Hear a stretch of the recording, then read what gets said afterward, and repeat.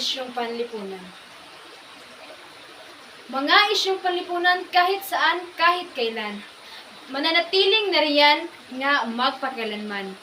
Kabataan dapat makialam upang tugunan ang bawat uhaw na isipan.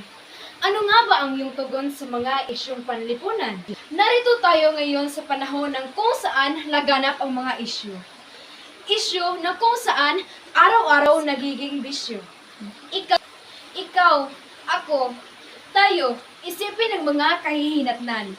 Kung isyong panlipunan, hindi masolusyonan. Politiko, serbisyong totoo hayatid nila, ngunit di natin alam na sarili nating pera kinakamkam nila. Di sila nahiya kung nangangampanya kitang-kita.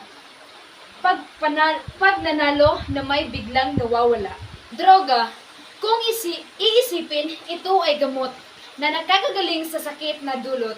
Ngunit ilang tao ito'y inaabuso sapagkat ang utak ay pawang tuso.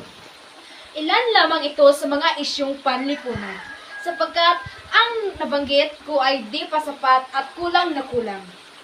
Damdamin, suriin, makialam, sapagkat sa susunod tayo ang sasalang. Sasalang sa mga pagsubok at mga isyong panlipunan na kung saan masusubok ng ating sarili.